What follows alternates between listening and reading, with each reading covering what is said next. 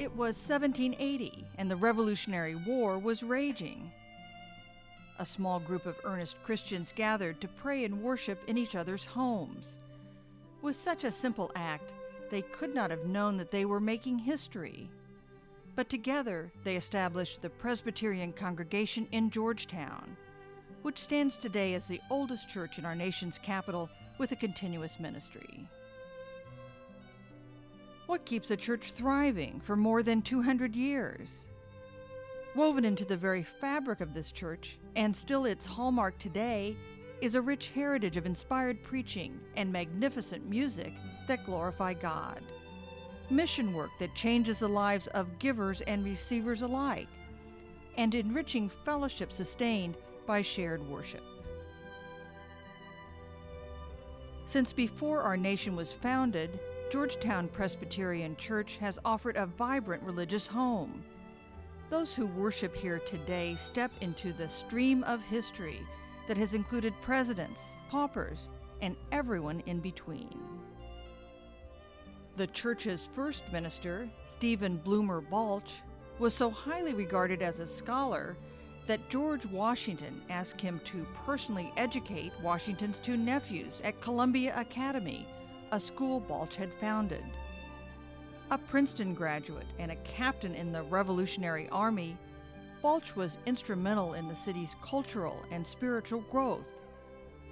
While serving as minister at Georgetown, he also helped start several other nearby churches. In so doing, Dr. Balch launched a tradition of outreach that continued with the support of additional churches in the 1800s, and mission work that remains at the heart of the church's culture today. The first church building was located at the southwest corner of Bridge and Washington Streets, now 30th and M. Thomas Jefferson gave $75 to the first capital campaign to expand the building. President Jefferson also signed the Act of Congress that granted the church its charter in 1806. When a new, larger building was needed, celebrated architect William Archer was hired to design it. Archer's credentials were impressive. He had recently helped to restore the White House after it had been destroyed by fire during the War of 1812. In 1821, President James Monroe laid the cornerstone of the new church Archer had designed. Throughout its history, the church and its leaders have served God and the nation. During the Civil War, the Bridge Street Church became a makeshift hospital, and the ladies of the church provided linens and personal supplies for hundreds of soldiers, both Union and Confederate. After the war, the building was moved to its present location on P Street, with President Ulysses S. Grant laying the cornerstone. The church's seal, designed by the director of the U.S. Mint, was placed outside on the church's front wall and on the pulpit itself. The seal, with an open Bible in the center, symbolizes the central importance of the Word of God.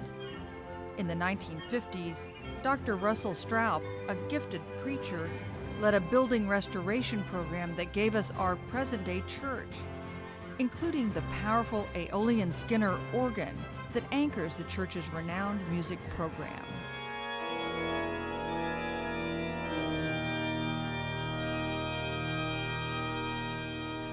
Dr. Balch's historic legacy of helping others carried forward into mission work in the 1960s, which included working with another local church to rehabilitate housing for lower-income D.C. residents.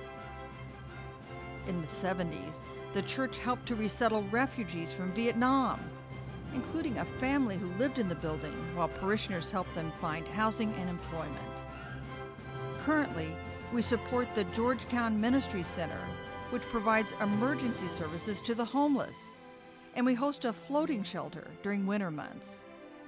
And a community in Uganda has the church to thank for school supplies, solar power, and many other necessities. The members of our church community come from all over the metropolitan area. They come for the renowned preaching and for the extraordinary music. They come for the strong religious education program the rich opportunities for service, the vibrant fellowship and sense of community, and the church's storied history.